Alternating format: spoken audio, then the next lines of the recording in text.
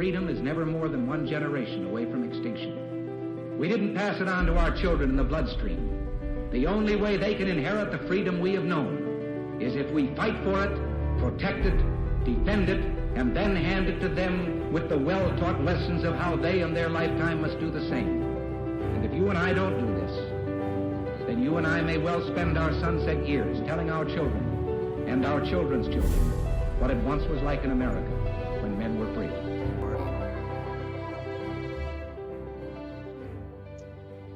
Welcome back, everyone, to Patriot Coalition Live. I'm Matthew Nugent. And I'm Jason Morochek.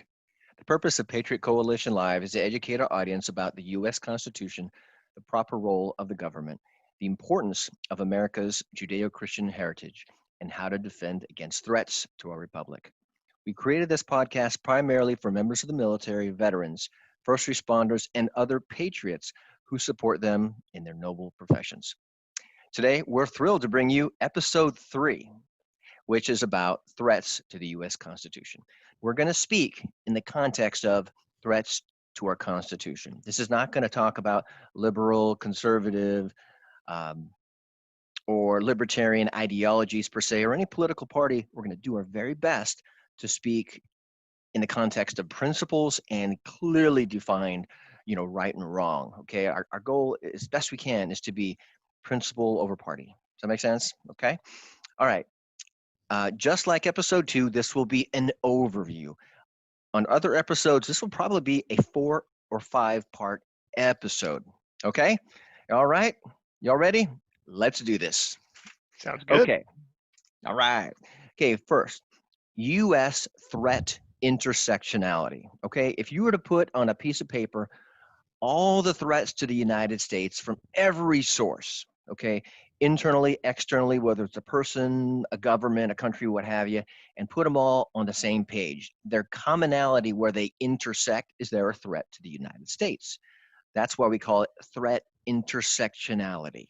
Okay, so at best, a person or an entity is undermining the Constitution unintentionally. It's very common throughout history, actually, for a person with good intentions or who's following their leader, whether it's a government, whether it's in a business, with good intentions. When those good intentions are co-opted, and good intentions can be used for malicious, causes.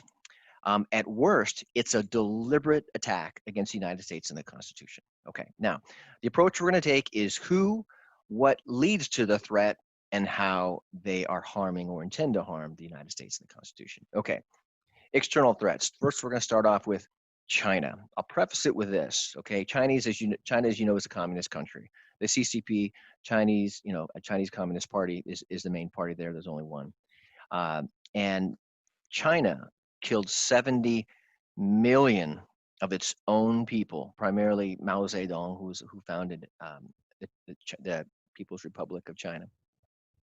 70 million of their own people. Mind you, it was in the pursuit of communist utopia. I'll say that again. They killed 70 million people, mostly their own people, in the pursuit of communist utopia. Yeah, it seems like an oxymoron, but the fact is that the number one tool of the Chinese, not Chinese, but of communist and authoritarian ideologies is lies. It's a fact, folks. You can study it. We'll bring it to you, but you can feel confident in that statement as fact, okay? Now, they do tell the truth sometimes, but there will be lies, okay? So also they used forced and slave labor. Over 1 million Chinese citizens, I don't even know if they're called citizens, but they're living in China. They're the Uyghur Muslims. It's not a direct threat to the United States, but it is absolutely a humanitarian catastrophe. However, what the Chinese are doing, sorry about that, what the Chinese are doing is devaluating their own currency. So the rest of the world thinks, oh, great.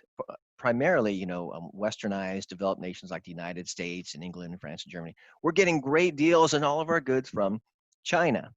Well, guess what? If you got a slave labor to pull from in the tune of millions, okay, what is typically in business, it's 1/3 the cost of labor, 1/3 the cost of the product, and 1/3 to manage and to put away money for for future endeavors, things like that. Well, if about 1/3 of the cost of the product is slave labor, guess what? You can devalue your currency and still the CCP, the country, the nation is going to be very prosperous.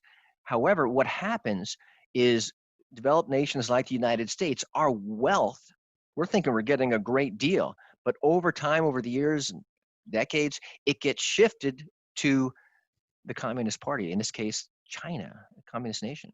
And so we are indirectly empowering an authoritarian government, communist China.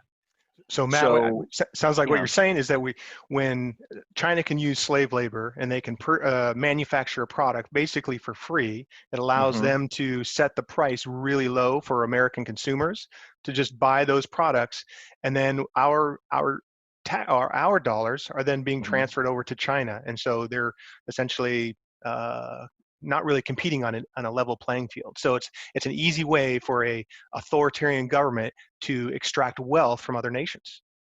That's right. You may have heard that as the trade deficit. And that in that case, when the free market is not a fair market, that's when tariffs can be helpful to even the playing field. Next external threat, Iran and extreme Islam. We'll talk about that a little bit later in this episode. Russia. Now, the Soviet Union collapsed in 1991, but communism didn't fall. Communism, unfortunately, we mentioned China, is alive and unfortunately well. Okay, so the threats I said Soviets, the Russians pose is there is authoritarian ideology in the DNA of the Russian people. Okay, we can go into that further, but it's still there. And there's a nationalist desire. It's every country's nationalist desire to expand and grow and be strong. Well, to, Russia still has the desire to return to their former glory.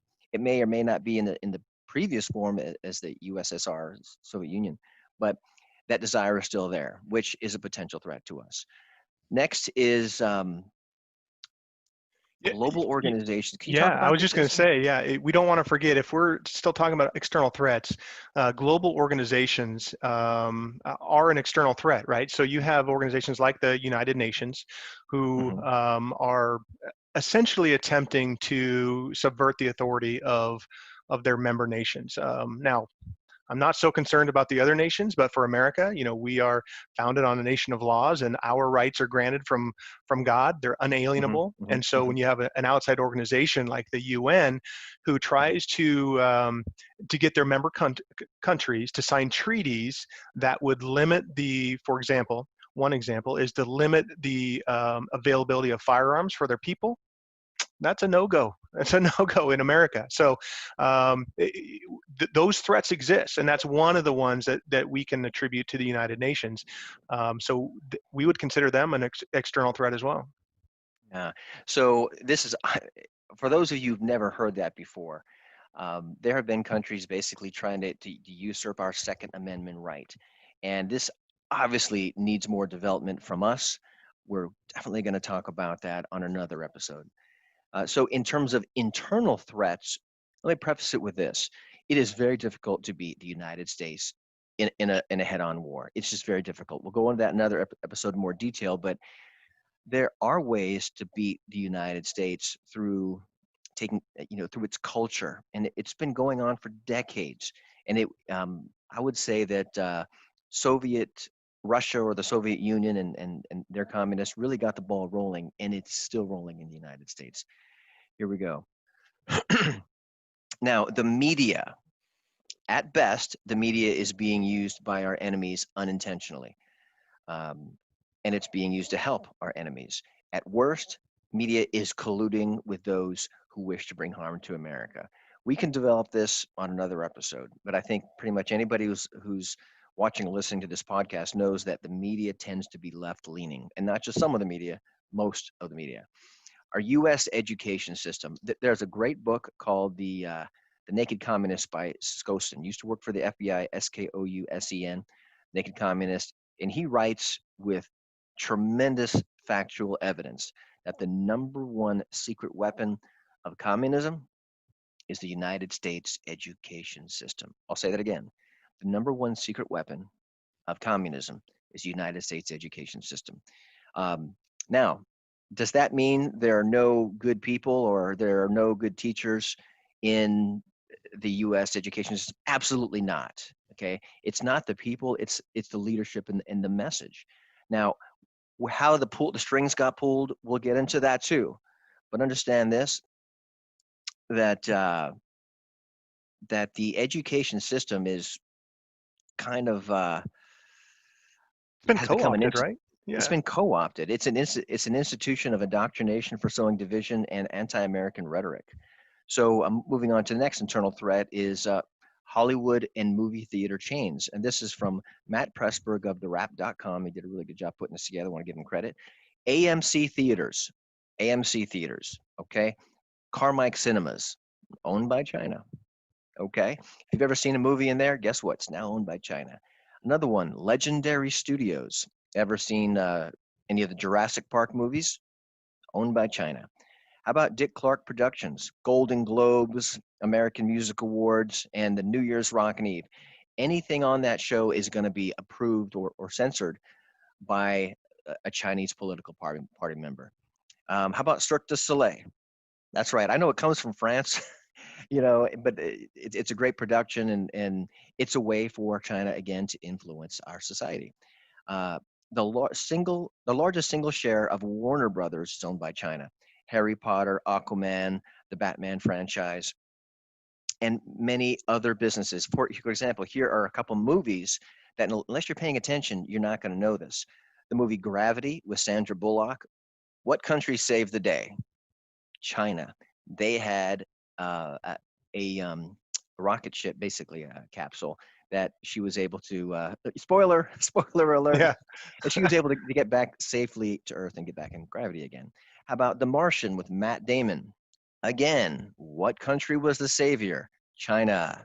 They're the equivalent of the Chinese NASA with their rockets. So what does that do to our attitude? It softens our attitude towards communism.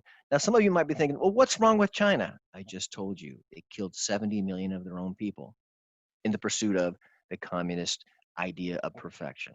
If It's a they would be lie. willing to kill 70 million of their own people, they probably wouldn't blink at what it would take to dominate or infiltrate another country. So it's interesting you mentioned, the movies. So this is sometimes I get frustrated watching some of these movies because I say because I guess my awareness level for things like socialist Hmm. ideologies, and I can see a little bit of these sort of ideologies throughout the movies. So you're telling me Communist creep. basically, there you go, communist creep. Communist creep. When I see that little pockets of that, or maybe they'll make a little, political statement in the movie that's kind of Hmm. veiled as part of the Hmm. plot. Now that makes sense. Now that you brought that to our attention.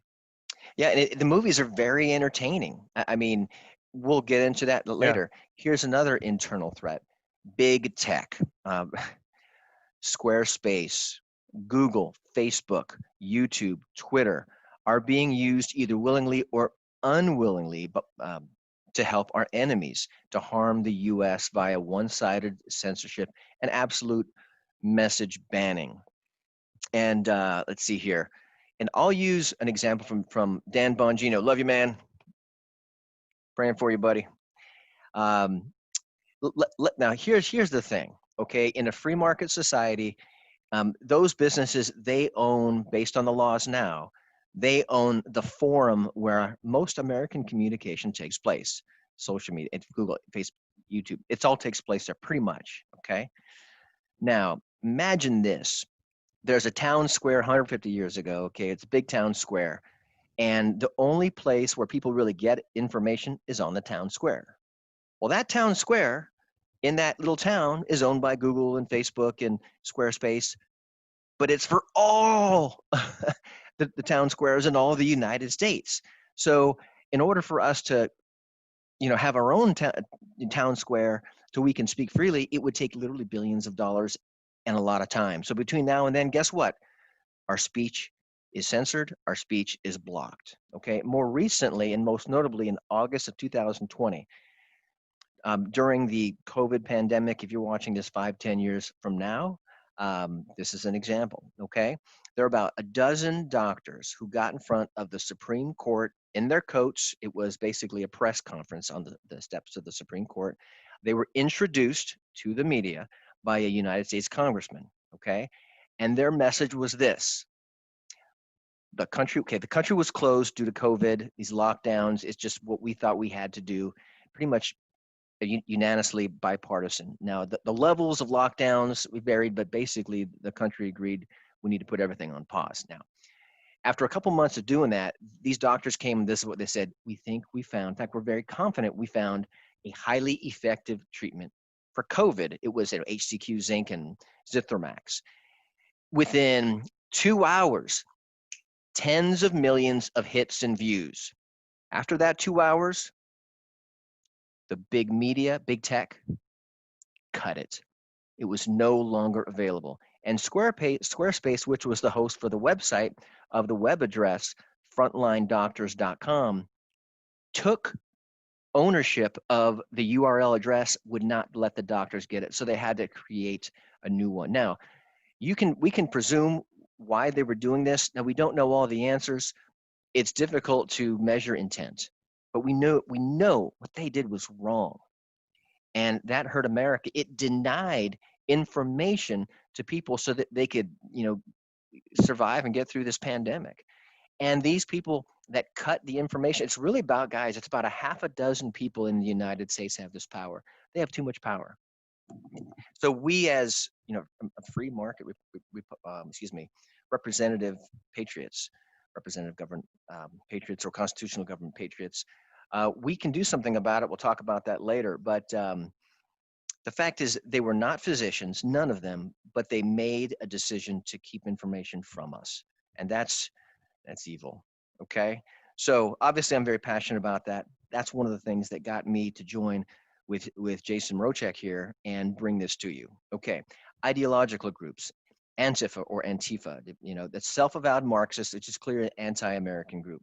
Communist Party USA, folks, there is a Communist Party in the USA. The website is cpusa.com. Seriously. And they openly promote transforming the United States into a communist party. Mind you, over the last 100 years, from 1999, the single most deadly ideology was communism. Why people run to it, I don't know. But those are facts. Okay, next. What leads to threats? Whether it's this speaks to intentions. Now, intention to do harm. Iran. There's Iran, Antifa. I mentioned that. Marxist organizations. I mentioned that.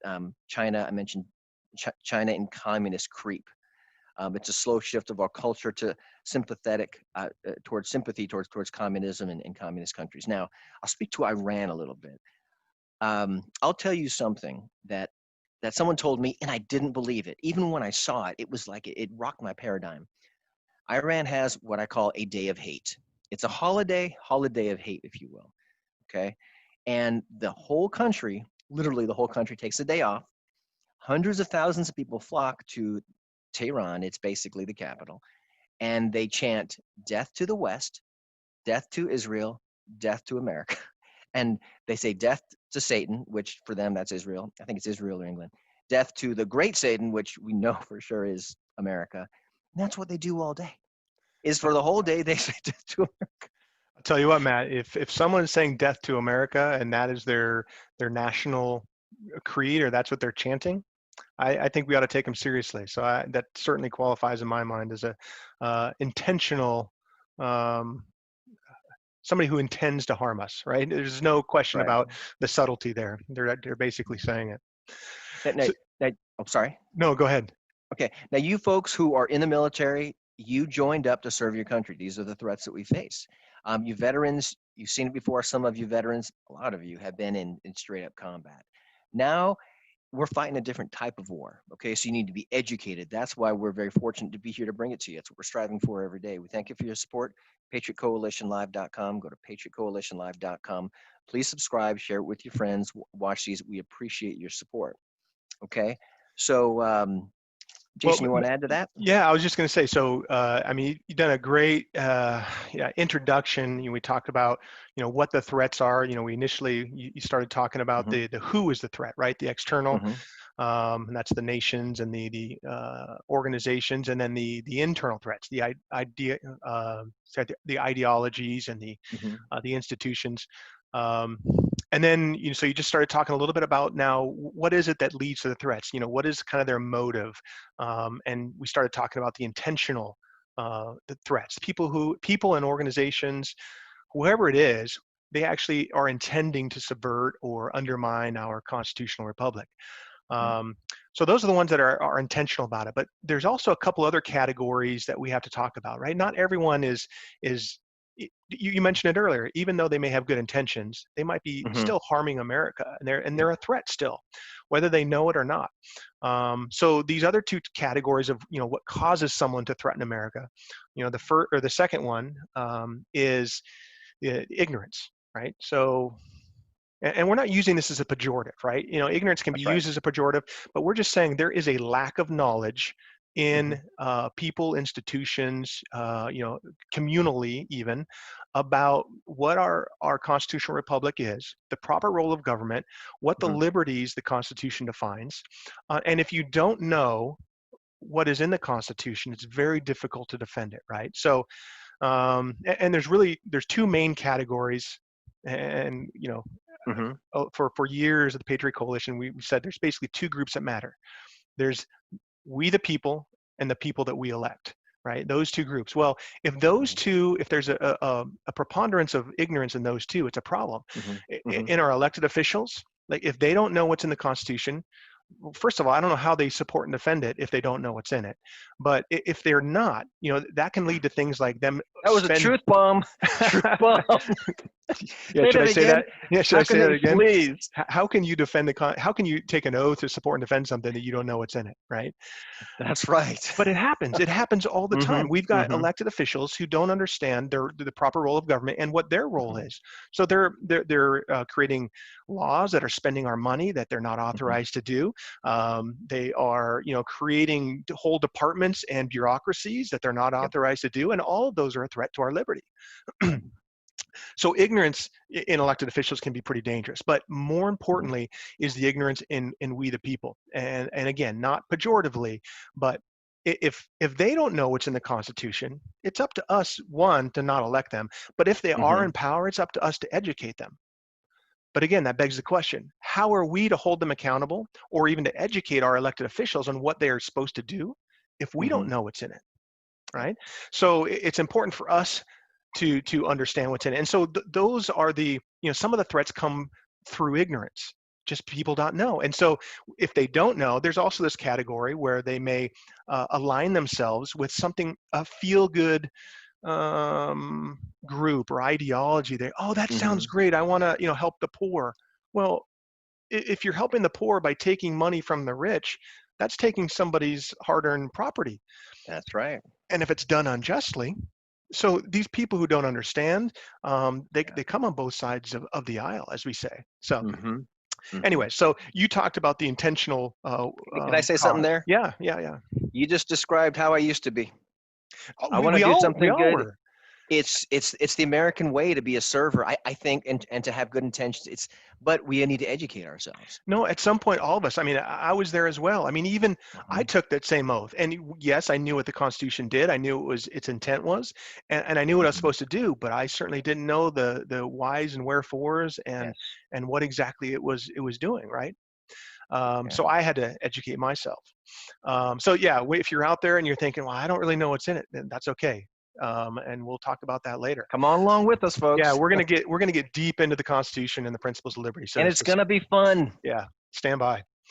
And then so the third, so there's the intentional people who are intentional about it. There's Mm-hmm. people who Mm-hmm. are ignorant of it, and then there's those who are just plain apathetic. And again, this comes in the two subcategories: we the people and the people we elect.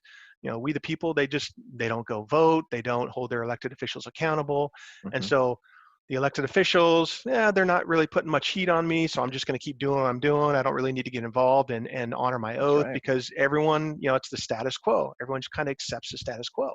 That's why you Mm-hmm. have so few people, not why, but that is a problem when so few people are just apathetic about defending our liberties. So, You bet. so now we've talked, who is the threat? We've talked about, Mm-hmm. what form that threat comes in, and Mm-hmm. what causes that threat.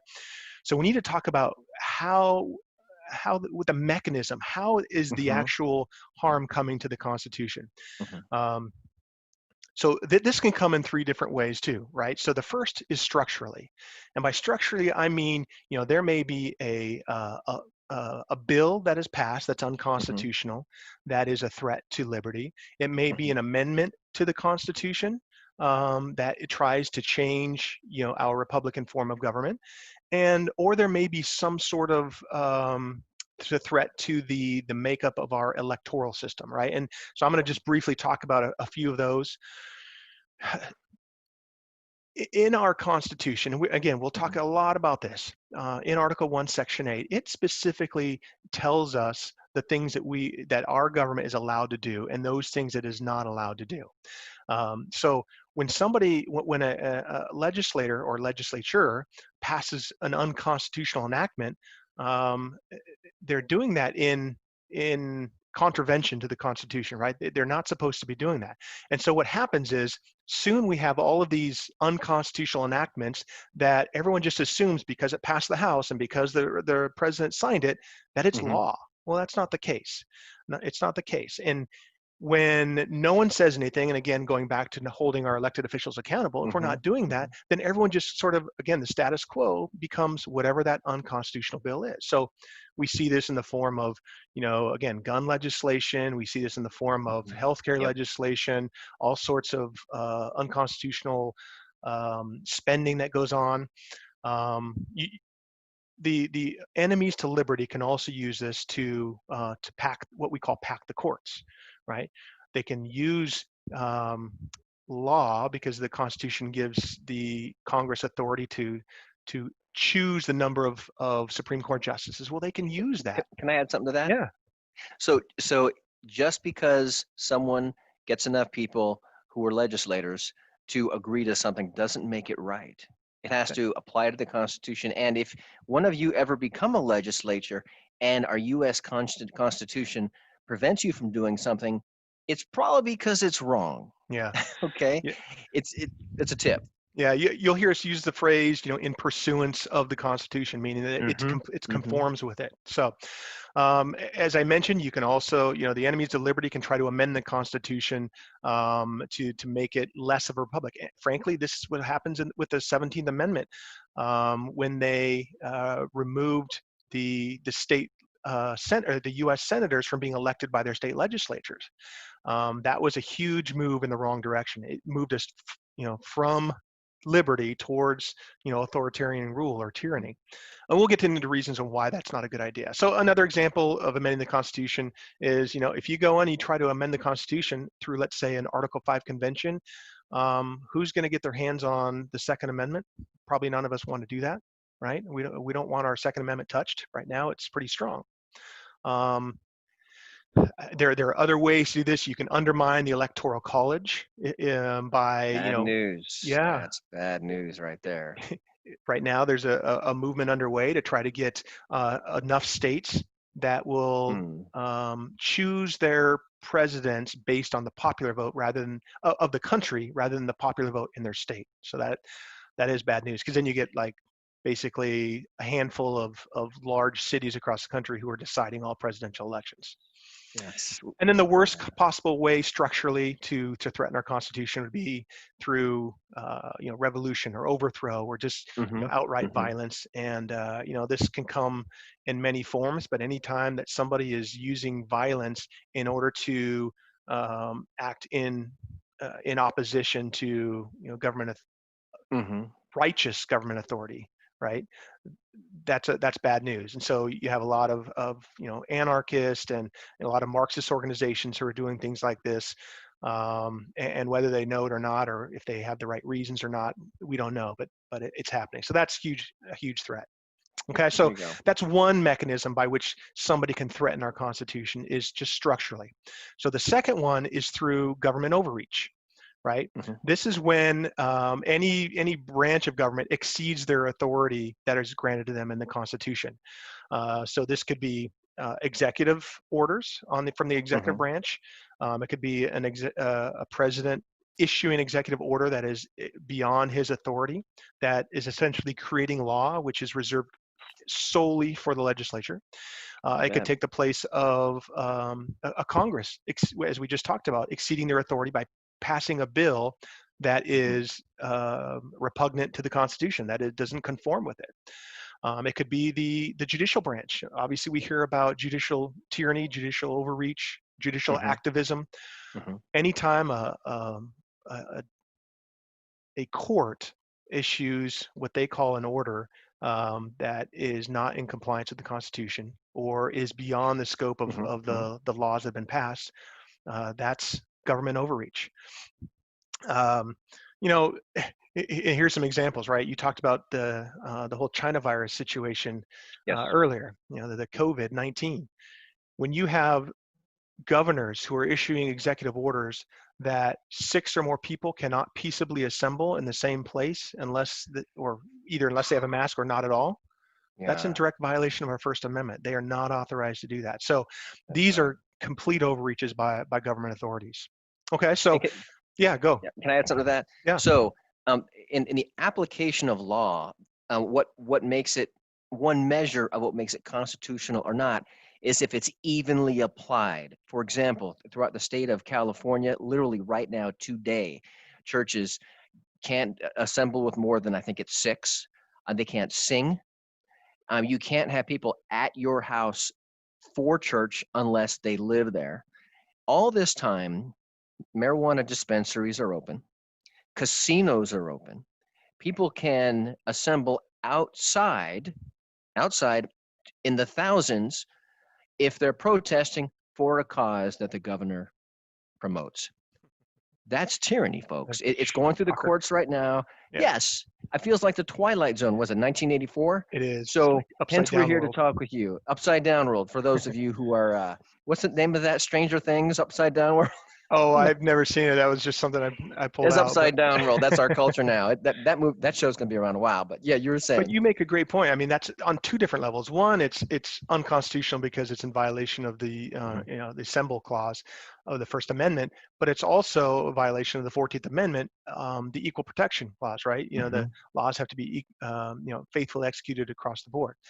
So so anyway, so now we've talked in how something is a threat in terms of the mechanism. We've talked about structurally. We've talked about Mhm. overreach. The last one is probably the worst, and that is faithlessness, or faithless politicians. These are the ones who have taken an oath, and it kind of goes hand in hand with the apathy, right? These are the elected officials who have taken an oath to support and defend the Constitution of the United States against all Mhm. enemies, foreign and domestic.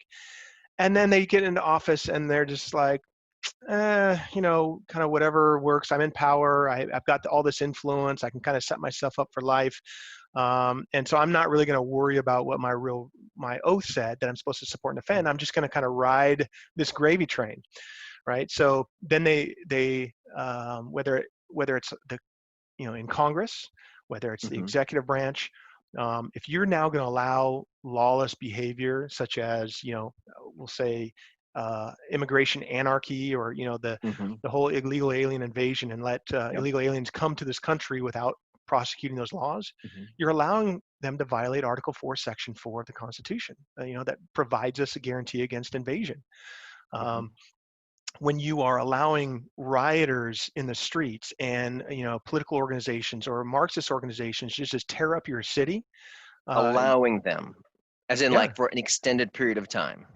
and not executing the laws, you're essentially allowing them to usurp the authority of the government, which we're all guaranteed, every one of us, in the same Article 4, Section 4, a Republican form of government, which means that it has to be by the laws. And if those aren't enforced, it's not a Republican form of government. So That's you right. have faithless politicians who are just allowing this rampant behavior and lawless behavior. You have You talk about immigration again. If you allow, and a lot of this is deliberate, as we talked about before, intentional, and some of it's through ignorance. But when you allow a complete invasion of people to come across into our country who are not supposed to be here, Mm-hmm. It allows them to undermine our wages and Mm-hmm. therefore drive down costs. We'll do at least an episode probably on the illegal alien invasion. Yes. You The bet. bottom You bet. line is it weakens our economy, and you can't have that open border Right. and then also have a welfare state where then they can come here and Mm-hmm. drain U.S. taxpayers of their hard-earned money as well. So it That's right. weakens the economy. So and it makes it very easy because they come at the bottom of the socioeconomic scale. It makes them very susceptible to, again, through ignorance, they're brand new to our country, to what is supposed to happen in this country. So it's kind of like That's right. an evil cycle where they're bringing in more people who are going to side with a anti-constitutional viewpoint. So and so that's it kind of for the mechanisms. So we've brought you this episode, which is intended to kind of make you aware of the threats, right? Mm-hmm. In order to be a patriot, in order to effectively support and defend the Constitution, of course you have to know the Constitution, but you also have to know the threats that are going to be attacking it from whatever That's quarter. right. So we've talked about who the threat is from, whether it's an external Mm-hmm. or internal force, the external being nations or organizations, and the Mm-hmm. internal sources being institutions in the United States as well as ideological groups. We've talked about, what leads to the threat. What kind of is that motive? Is it intentional? Is it Mm-hmm. just through ignorance? Or is it through just apathy? And then we finally talked about how all of these threats can actually harm us, harm That's our right. constitutional republic. So that is, structurally, in terms of the way that we're actually physically structured, Mm-hmm. Mm-hmm. constitutionally or even electorally. We talked about government overreach, when they just exceed their mandates, and then just the faithless politicians who are allowing lawless behavior without any repercussion. So I hope that's been a good episode. I hope it's been a lot of good information. But again, all this stuff we're going to go into in greater detail. This is supposed to be the 30,000-foot That's view. right. We're going to dive into each one of these topics. So I hope you'll hang with us. It's going to be a great ride. Awesome. So as you can see, folks, fellow patriots, we've got a lot stacked up against us, which is the reason why, Jason and I started this. Now, I had a very, very good friend tell me, Matt, you can't make a difference. One person can't make a difference. I said, well, I didn't entirely agree with him because in some ways he's right, but in some ways he's wrong. If that person is a person of action, if the person's a leader, now some of you may not be comfortable with calling yourself a leader. Call yourself a person of action. That's fine. It took me a while before I could feel comfortable, calling myself a leader. What we're asking you is this: will you affect change? Will you take action? Okay, listening to this podcast is a great start. If it's one of your first podcasts to listen to, please subscribe to our podcast. Listen, please ask your friends to subscribe and podcast. Go to patriotcoalitionlive.com. That's patriotcoalitionlive.com. We appreciate your support, whether it's one time or monthly. It's very helpful. Get involved with local elections. This is a process. Jason and I haven't put an end date, an expiration date on this podcast because it's a fight. We're going to fight our whole lives. And it's not just for us. It's for our children, for our neighbors and their children. Okay. Yeah, Matt, and I'll just throw something in here too. Yep. You've learned today where the threats are coming from and how you can kind of help Yes. spot them, right? So, Yes. Hopefully if you're listening to this podcast, you now have a grasp. You can kind of at least put things in buckets. Now it's up to you to help other people point them out when you see them, right? Say, oh, you That's know what? right. They may not be intending to do this, but here's what they're allowing to happen through their ignorance or through their apathy. Yeah. So help your friends and neighbors and loved ones see the same things now that you're seeing. Yeah, and it takes a while. I mean, it took me years, probably really 10, 15 years, but someone planted the seed a long time ago. And it's like, like Jason was talking about, point the little, dots, and I was able to connect them. And I said, time out. That's it. We're taking action. So now, if this is the start of your journey, you might think, I should have started this years ago. Best time to plant a tree is 30 years ago. Second best time is today. So start today. Also, go to patriotcoalitionlive.com. We would love to hear your feedback. We would love to hear your questions. What would you like us to talk about? And if you give us a good question we talk about, we may even give you a shout out, okay? So with that, thanks again, everybody. We will see you here next time. Thanks, gang. See you next time. Bye now.